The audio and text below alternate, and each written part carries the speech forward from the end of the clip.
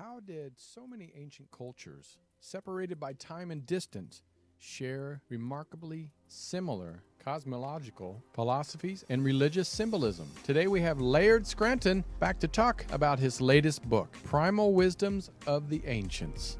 Well, I'm Tony Sweet with Captain Ron. Please welcome to the Truth Be Told Studios, Laird Scranton. Laird, how are you doing? I'm doing okay. You know, we're just trying to make this the best pandemic ever. Hey, you know what? If you're going to do it right. That's what we say. That's right. Well, we are excited to have you here. You have your brand spanking new book, and that's one reason I saw it. And I'm like, we have to have him on the show. And we have a lot of discussions, and I know this could go on probably a 4-hour conversation, but we only have about 45 to 50 minutes, so we better get going. So your book, that you wrote, you have so many different books, and we were talking. We're like, how does he continually write books? Is this new information coming out constantly, or how do you redecipher in putting into a new book? And that said, let's figure out what is new in the book that hasn't been brought to other books. Okay, well, what I do is I study comparative. It's a comparative study between ancient traditions to try to sort out, sort of triangulate in on original meanings on ancient symbols and ancient concepts. The trick is up front figuring out that we're talking about a single ancient system that is being represented in all these classic traditions like Buddhism and Hinduism and ancient Egypt, ancient Greece, Right. Kabbalism, all sorts of other traditions. Okay, so in doing those comparisons, information turns up, the lion's share of which I don't know what to do with. There's only a small percentage of what I study that actually has meaning for me right at the moment. And so I sort of set it aside and say, let's leave this as an open question. Someday I'll figure this one out. Well, one day the right piece of information falls into place and an entire book's worth of information falls out because of it. There's such a backlog of things that one culture says that I can't validate against others. Right. So the new book is sort of an attempt to, this really is a sitting back and a recapitulating or a sort of a surmising about everything that's been said in the previous book. There are aspects of ancient instruction. I'm working with what is described by the Buddhists and an African tribe called the Dogon, Right, as an ancient instructed tradition. And so I've always wanted to talk about what is there about this system that insists that it had to have been an instructed tradition? Where do we see the hand of a very intelligent group of teachers revealed in this material? What techniques are they using that are instructional techniques that someone had to have deliberately put together rather than sort of fell together by coincidence or by accident? And so this book is sort of framing all that. It's talking about what can you do with a myth that you can't do with a symbol, or what kinds of metaphors were being used to convey information, and what kind of systematic approach was being taken to symbolism. You get into the mindset of what these people were talking about, and you start to be able to predict what ought to be there, and then deliberately go look for it and discover, hey, someone actually did take the time to lay this out the way I would have laid it out if I were putting it together. Laird, you hit already. So that's the upshot of the new book. Go ahead. No, Laird, I was going to ask you, I mean, you already hit on like the big topic of your stuff, which is there seems to be teachers, at least in the Dogon and Buddhist traditions, that taught these guys. So we only have two options, which Tony and I have talked about 100 times on this show, which is we've either had advanced civilizations here on Earth develop Right. a higher technology, and they've got lost through time and went away, perhaps the Ice Age or what have you, or there's ET intervention, whether that be from another planet or interplanetary or interdimensional. That's up for debate as well. Where do you sit on that issue? Who do you think the teachers were? Well, this is part of the reason why someone in my field of study can't expect an academic researcher to ever embrace it. It's because there's no answer to that kind of a question that's going to be acceptable from a traditional academic standpoint. But as you work with a material, you reach a point where you're compelled to consider the possibility that somebody in ancient times knew an awful lot that we don't think they knew. And that sort of postures you toward the question of who could that have possibly been. Well, my rule for myself, because the biggest threat to my work is my own wishfulness, my rule for myself is that every interpretation has to begin with what some ancient culture said. If they didn't believe it was true, I can't start chasing that as an interpretation. So the Buddhists and the Dogon, who have very closely matching symbolic systems, both say that they received it from a non-human source. Wow. Okay. Buddhism flatly says the most sacred of its symbols were gifted to humanity by a non-human source. The Dogons say not only was it non-human, it was originally non-material. So they're talking about a sort of cross-universes or cross-dimensional influence. But they say this was a situation where a group of teachers who were originally not material were able to take material form and take action in the material frame and actually instruct us. In the same way that Moses encounters an entity on the mountain that the Israelites are cautioned against approaching too close because it's dangerous. That sort of an interface.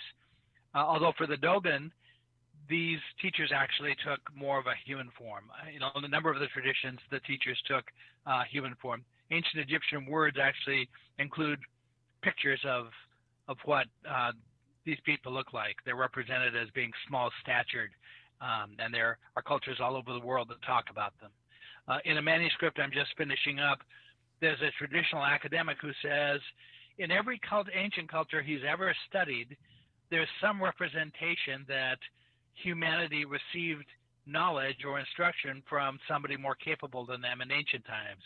And then the academic inexplicably concludes, well, it's time to set all that nonsense aside.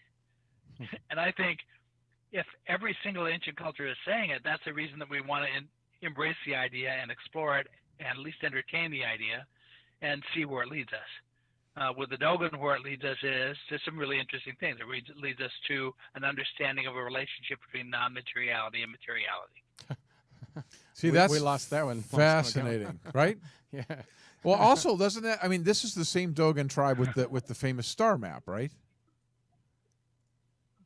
That's what right, and that really is just the tip of the iceberg of what they talk about. They're, according to the Dogon priests, who are living priests in a living tribe of about 300,000 people, they say that their symbolic system describes how matter forms. It describes how their tribal god created the universe, created matter, created life. And so if we approach that, if we just entertain that for a moment to say, could this possibly be true, we see that they have definitions of an atom and the components of an atom, electrons, protons, and neutrons, correctly described, correctly diagrammed. They understand how those things work. But they have a detailed descending set of stages that produce those structures. And so my first question was, is it possible that that's also scientific? Could someone have really known what they were talking about in ancient times and laid it out for us in a way that all we have to do is pay attention to it?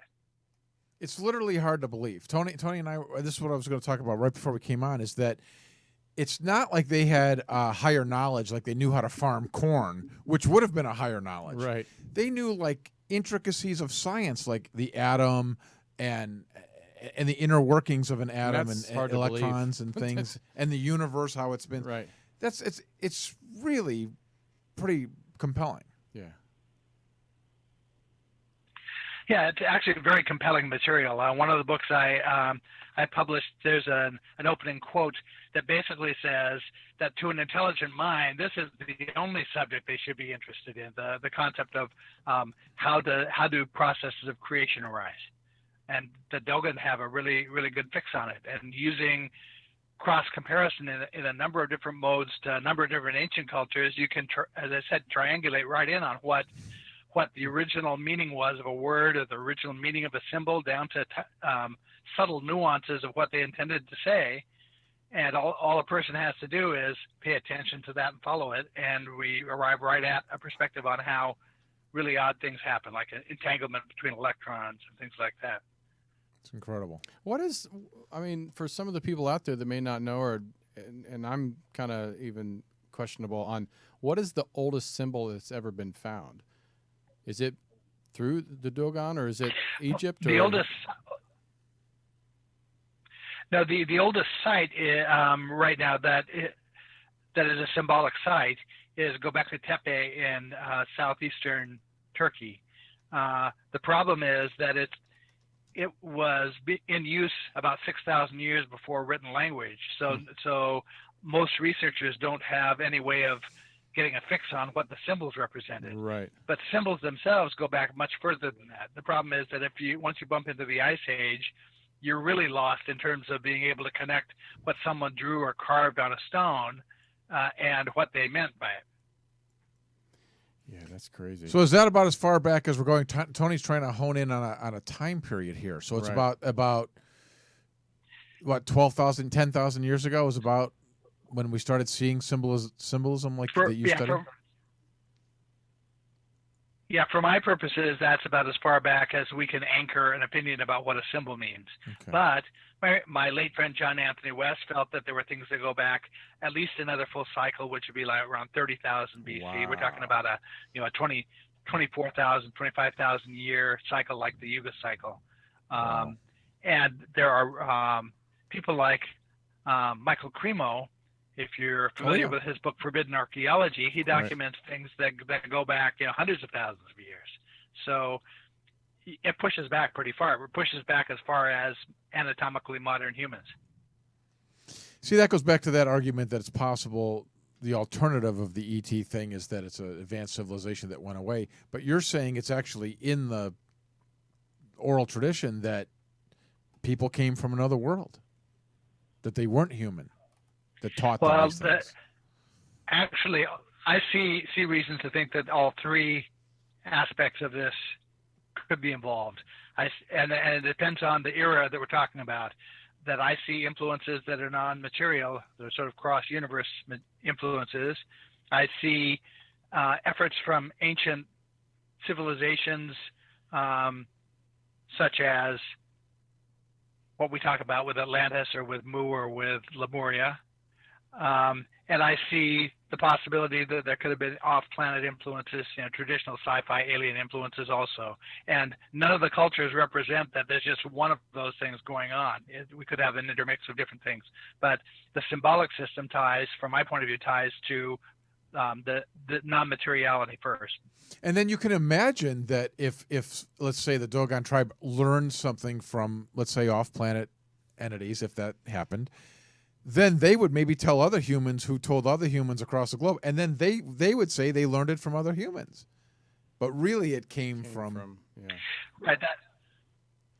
Well, that's sort of true, except that the way the symbolic tradition plays out, it looks as if whoever put the system together was an extremely capable group, and they deliberately instructed groups from regions all around the world. And that the reason that you see such similarities in symbols, the archetypes of Jung and styles of stonemasonry and things like that are matched in very far distant places on the planet, is because they all learned it from the same set of teachers. It's not that they necessarily got it from each other; they got it from the same common source. Yeah, I find that with the masonry and masons. I don't know if you know much about them, but with symbolism with them, it's very important too. Have you seen any connections that the masonry had? You're talking about Freemasons. He was talking about masonry of the old rocks, right. How they would meld together. Yeah, because my grandfather was like a brick mason, so so it's very similar. But but they've all used symbols, and like you said, the pass down of symbols to different tribes, to different civilizations. But I'm just talking about the symbols, how it's important with all these ancient, like even Greeks, talked about the symbols and the gods and stuff like that. So when it comes to Egypt, and you said Buddhism and Dogon are very similar. Now, Egyptian, what is there any type of rollover into Egypt of their symbols? Are you seeing that there a connection between those two? I know I'm trying to think. Oh, I'm trying to think. Anyway, Dogon and Buddhism. Are you seeing any connection with Egypt itself? Because yes, as a matter of fact, the Dogon culture. If I had perfect knowledge before I started, I would have picked the Dogon culture as the place to begin, because they are a living culture, a modern day culture, who have strong influences from at least three ancient traditions. They have their language, the cosmological language. Many of the words are ancient Egyptian words, so you can use Egyptian hieroglyphic language to compare things. A lot of their civic traditions are ancient Egyptian civic traditions from around 3000 BC. Wow. They have rituals that are a lot like ancient Judaism, and they have a symbolic system that's a lot like ancient Buddhism. Plus, they have symbolic elements that tie out directly to Hinduism. So there's all sorts of stuff going on with the Dogon. The Dogon are an excellent starting point, and I just sort of fell into that.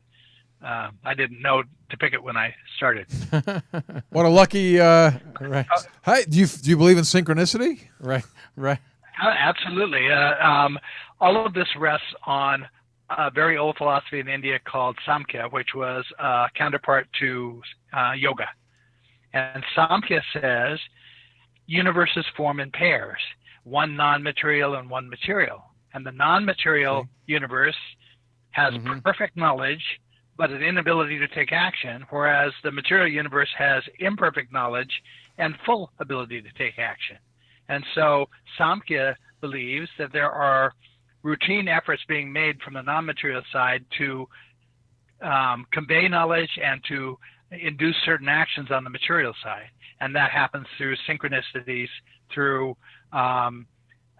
vivid dreams, through the unusual behavior of animals, through clairvoyance, all of the paranormal sorts of things that all of the occurrences that happen that we consider to be paranormal.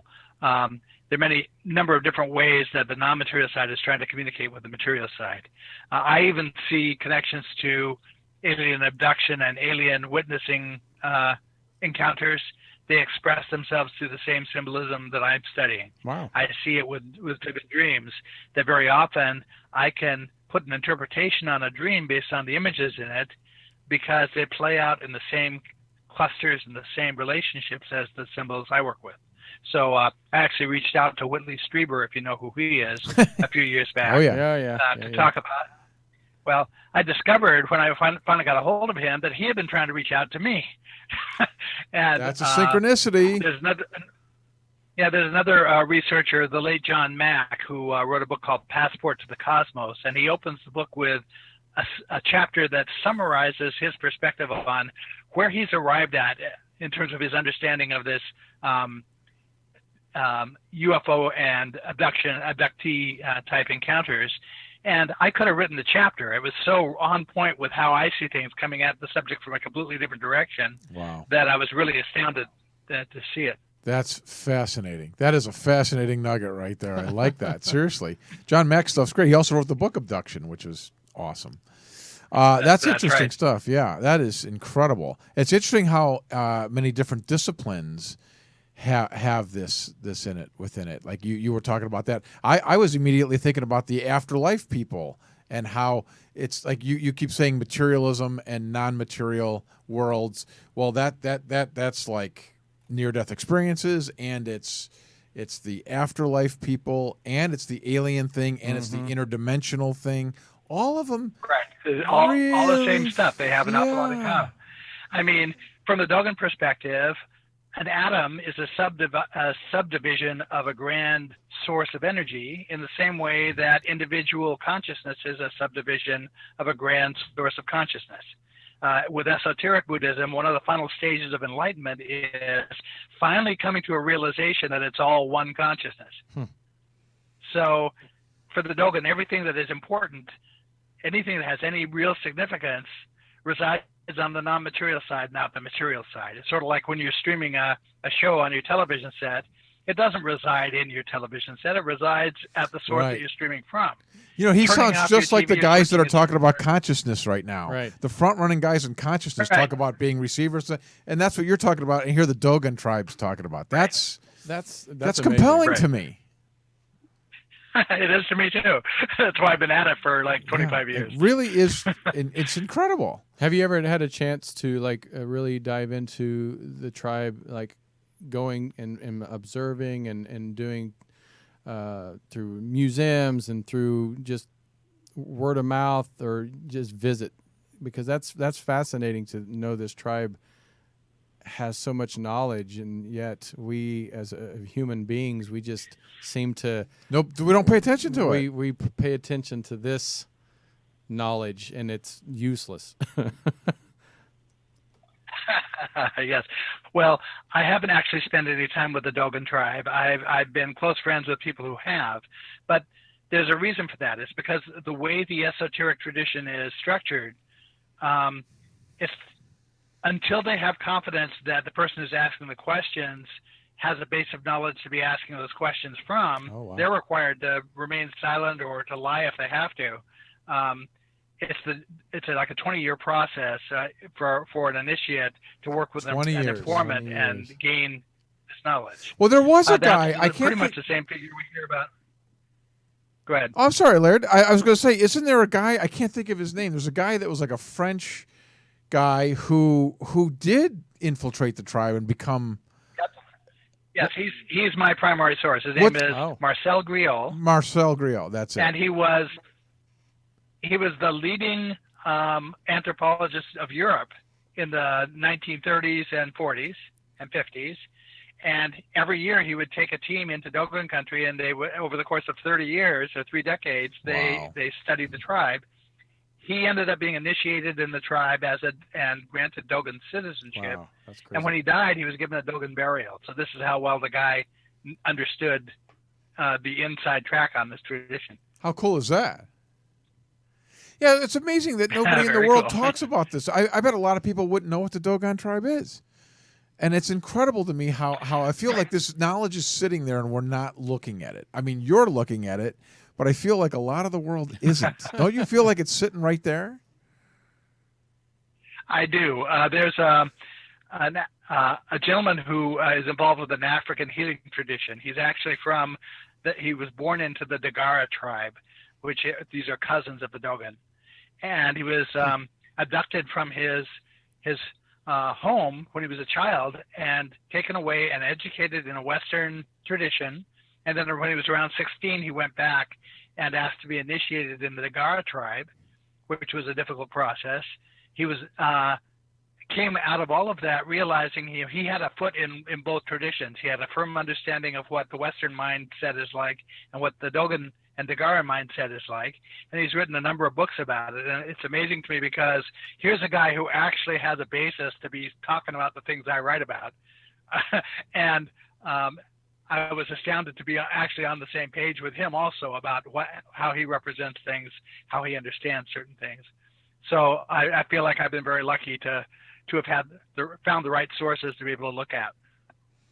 Have you found that a lot of these symbols in ancient civilizations, the creation of religion when it comes to how we describe it today, because you talk about it in your book about religion, and I'm just trying to figure out, did the difference between, we call it New Age and religion, because what I hear you talk about is more spiritual side of than versus religion. How are these symbols, how have they influenced religion itself? Okay, the classic religious traditions that we're familiar with mostly center around the year 0. That's 2,000 years earlier than we are. Right.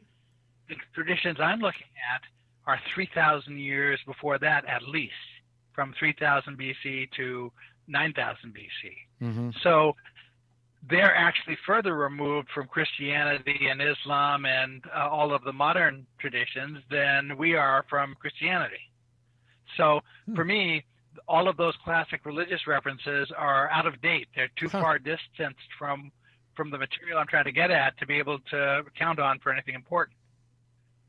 Because where Christianity, no, go ahead. where go ahead. Christianity poses an opposition.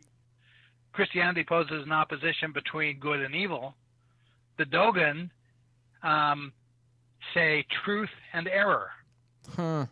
The Dogon is a very less judgmental sort of approach to things. The idea is, it's not that an initiate who gets something wrong has evil intent.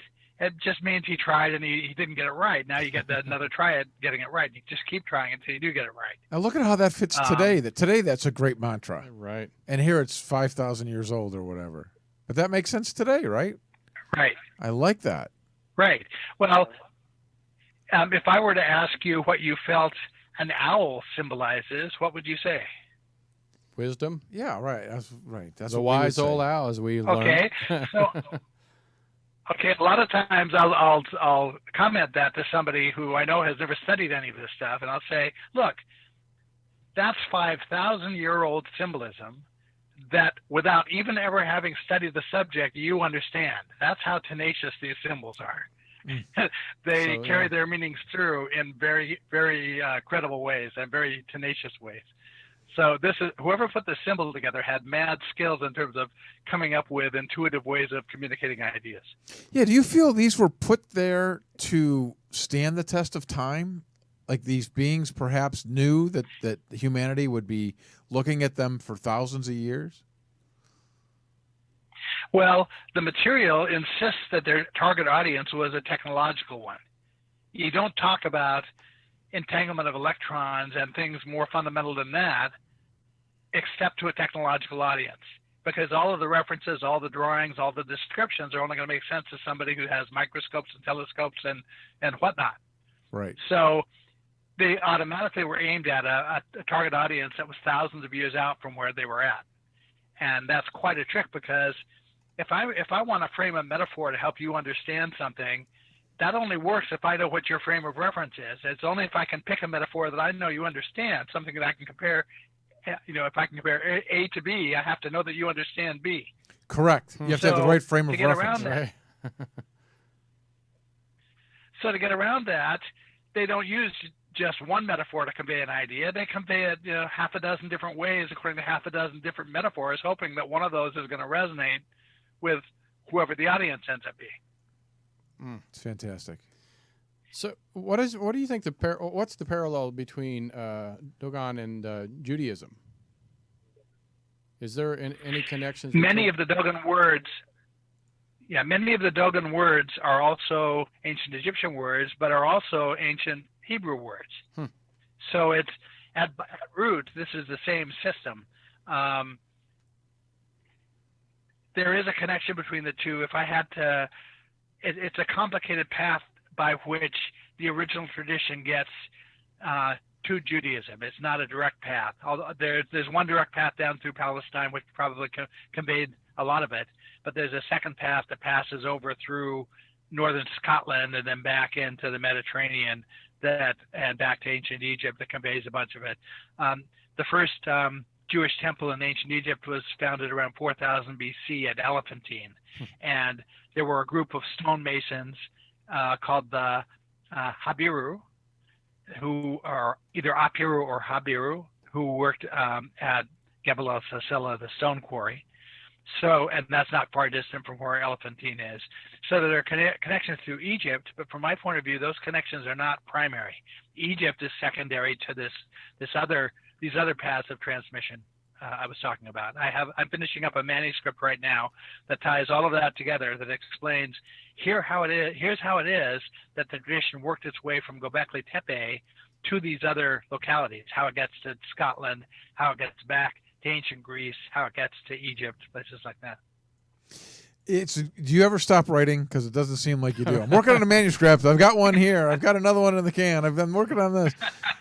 Amazing. It's great that you're sharing all that with us. I love it. I have a symbol for you to talk about that's known throughout these different cultures that we've talked about in the alien community. What about these little handbags handbags that, Okay, that's a that good the question. men carry? See, Tony, it's a Yeah, good question. Tony's laughing at me, Okay. No, and you said good question because it is something to it, he right? carries a Yeah, handbag, so Tony started a question to frame a question earlier about are there any symbols that carried over into the Masonic tradition from Göbekli Tepe? Well, one of them did carry over. At least one that I can point to did carry over. It looks like the letter H in English, and what it represents is the energetic connection between non-materiality and materiality, and that's a concept that carried over into the Masonic tradition. I actually quote an article from around 1900 out of the New Age magazine, which is a Masonic magazine, and there's an entire article about the symbolism of this H as it's understood by the Masonic tradition. It's one of the references I use to justify the interpretation. But at Göbekli Tepe, you have a half dozen or more different symbols that all represent that same concept. You know how I was saying that whoever put the system together wasn't sure what metaphors would resonate, so they picked half a dozen different metaphors to express a thing? Same thing with the symbols. When you go to Göbekli Tepe, pretty much every symbol you can point at there, from my point of view, there's a rationale for seeing that it represents that same concept of non-material and material energies coming together. That's the definition of a sanctuary, is a place where non-materiality and materiality come together. That is the So that thrust of your handbag thinking. shape, It is that it's, everything is about the material and the Right. non-material. That does seem to be a real central focus in your way of thinking. it is. It comes out of Samkhya. That's how they frame things, and the Dogon think the same thing. The handbag shape connects to that same concept. The idea is, and there are scientific reasons for this symbolism, that circularity associates with non-materiality, and squareness associates with materiality. Again, So these shapes, you see them on the Göbekli Tepe pillar. You see three carved handbag shape with a hemispheric top, a circular top, and a square bottom. That's a way of representing the idea of non-materiality and materiality coming together. More familiarly, in ancient Egypt, you know, the year began with the heliacal rise of Sirius. That's the day, because of the way celestial mechanics work or orbital mechanics work, Sirius, which is the brightest star in the night sky, disappears from our view every year for a number of days because it's falling in the glare of the sun. We can't see it through the glare. And then finally, one day in the middle of summer, it rises just ahead of the sun and we can see it again. That's called the heliacal rise of Sirius. Well, Sirius is an icon for the non-material domain, and the sun is an icon for the material domain. So that celebration of the heliacal rise, the Dogon refer to as Sirius meets the sun, this is another representation of that same concept. You've got it again and again and again at the Göbekli Tepe. You have it in other traditions also. Now, from another perspective, the Dogon cosmology is sometimes referred to as the basket cosmology.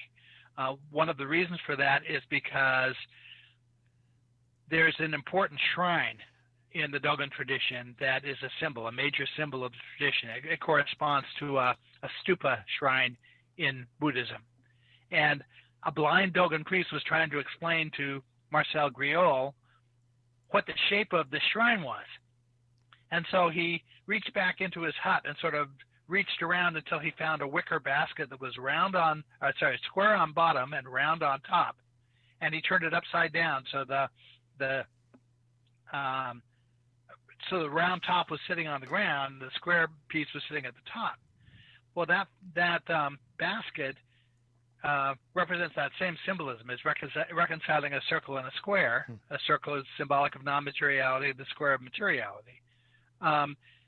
In the Maori tradition in Polynesia, in New Zealand, one of the departmental gods of the Maori was said to have ascended to the gods and returned with 3 baskets of knowledge. So a basket becomes a symbol for this esoteric knowledge. Even in Egypt, the earliest shrines, portable shrines that they had in Egypt, were made out of wicker, and they were in the same shape with a rectangular base and an arched top.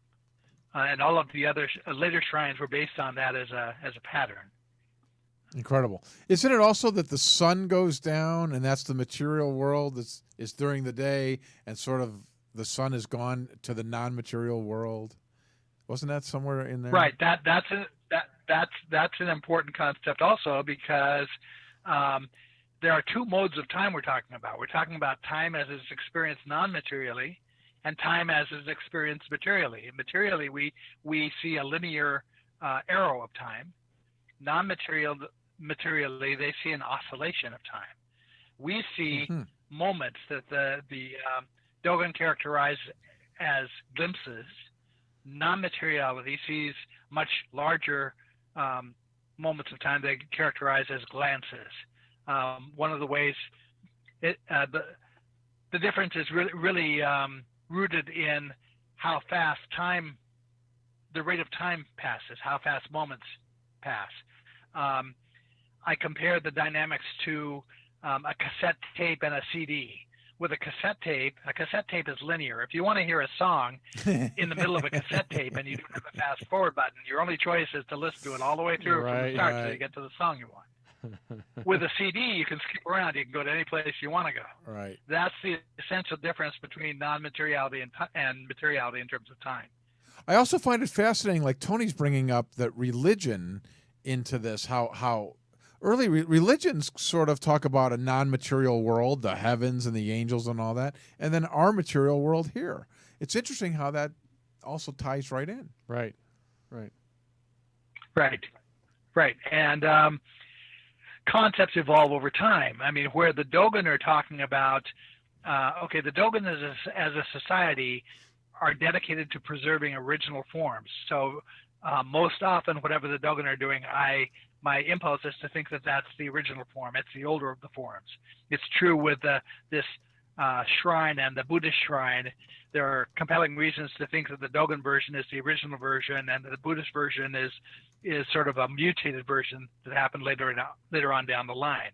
Well, where the Dogon are talking about stages and concepts of creation, the Egyptians are talking about deities who represent those same stages and concepts of creation.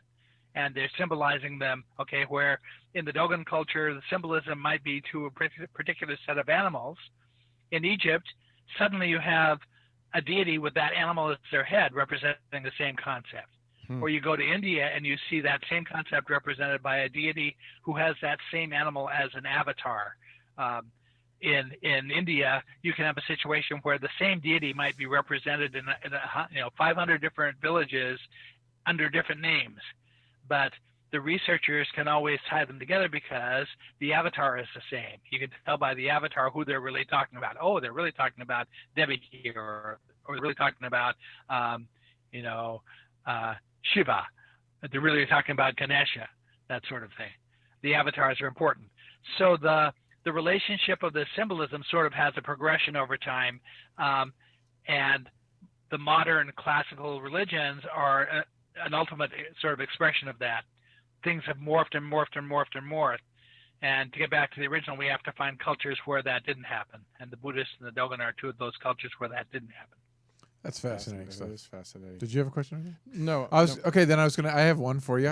What about the, we always see in symbolism, these ancient cultures always seem to think the equinox was very important, and everything was built around lining that up. What do you find that to mean? We talked about the cycle of energy that happens. It's essentially the Yuga cycle. In Dogon language, the Dogon also preserve original syllables of language. And for the Dogon, the syllables are symbolic the same way that a symbol is in ancient Egypt, that the symbol represents a concept. So with the Dogon language, you, the syllable YU, refers to a gateway between non-materiality and materiality. This is a structure of matter that sits sort of at the interface between the two domains.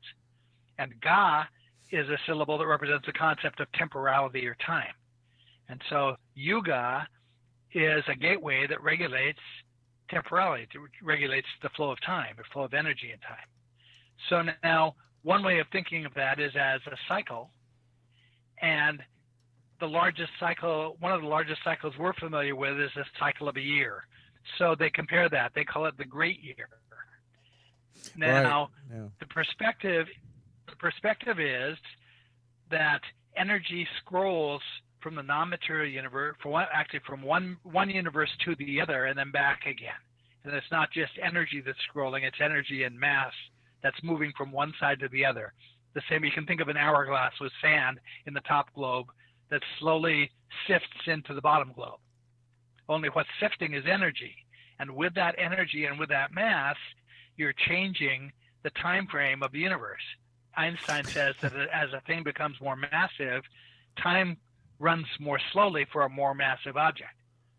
So as our material universe becomes more and more massive, time slows down. Now, with the hourglass, you can picture that there's a point in the center of the process, the middle of the process, where there's the same amount of sand in the top globe as there is in the bottom globe. At that point, which corresponds, if we relate that great year to this cycle of energy, that midpoint happens once each half cycle. So it happens midway through a 13,000 year cycle. If our cycle a 26,000 year cycle, right? Gobekli Tepe. Right, 25,920, right. I think is the number that works, that ties out best. Midway through that cycle, which corresponds to the era of about 3600 BC, which is the era of northern Scotland I was talking about, the time frame should have equalized because the mass in the two universes has equalized.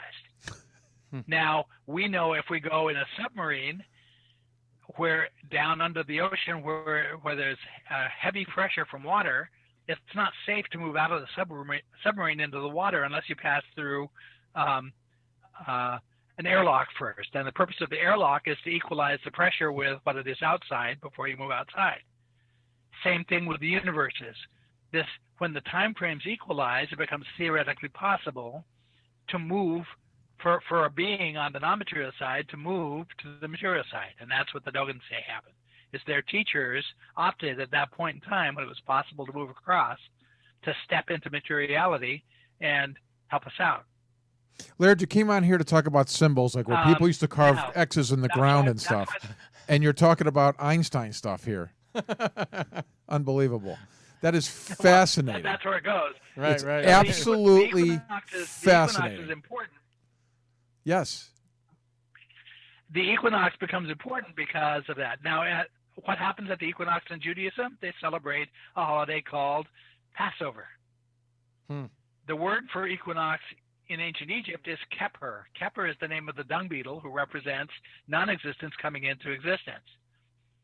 A traditional Passover Seder ends with the opening of a door to the outside to let a non-material entity named Eliyahu come in. This is amazing. A Passover Seder is acting out the very process the Dogon are saying happens. So that's the root reason why the equinox is an important time. It also has to do with energetics, that when energy is being communicated from the non-material to the material, that's the place where it sees least resistance coming across that boundary. Hey, Laird, exactly what you're talking about right now. I think we've heard this, Tony, on the show about people that talk about the afterlife and things. That's the time. I think the witch that came in here, Patty, may have mentioned this too. That's the close time where it's easier to pass over between the worlds. The thinning of the layers of the right. That's interesting that also ties into these other realms. Well, I mean, actually, and they've talked about many times. Right, because. Go ahead. I think there's a little delay. So go ahead. Okay. The occult is another side of this. For the Maori, anyone who studies what I study is forbidden from studying the occult. A priest or an expert who's being taught about cosmology or about the occult has to make a choice early on in their schooling. Which way are you going to go? You're going to learn about the occult, which for the Maori is very dark knowledge, or you're going to learn about the cosmology, which is more positive and more light type of knowledge. Well, I mean, time's almost only have about 3 more minutes, and first of all, I want to thank everybody in the chat room and absolutely for joining us. Lakeem, thank you for the donation. We really appreciate that, and all the people that are commenting. This is definitely a subject that we don't get to talk about enough. I still find it fascinating that the Dogon is still intact and pretty much from what it was, thousands of years ago, where so much of the other civilizations, even look at Egypt, how it's become just, in the 21st, modernized in the 21st century, and we're hoping to save all these symbols. So, and we need people like you to keep this going, and thank you for doing that. But where can people pick up your book, and is there a website? Please because there's a lot of people that are interested in this. Well, the easiest place to find me is on Facebook. I'm the only Laird Scranton on Facebook. You can I think you're the only Laird Scranton on the planet.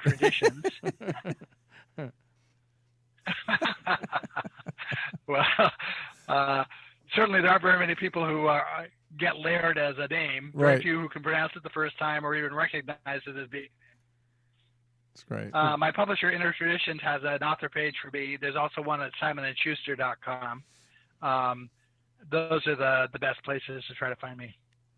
Well, we can't wait for the next book to come out and have you on the show and talk about that. And next week, because he cranks them out. Right. And we definitely want to have you back, and we have a lot more to discussion. And thank you for sharing your knowledge. Yep, I'd be happy to come back anytime. Thanks a lot. Very interesting stuff, Laird. Thank you very much. And thank you guys again for tuning in. Thank you for donating. We really appreciate that.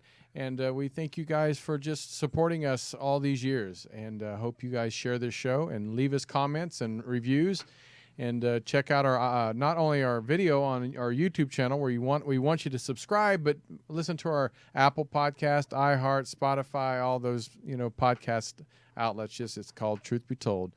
But until next time, I'm Tony Sweet with Captain Ron. We'll see you hopefully next week. Next week. Bye. Take care.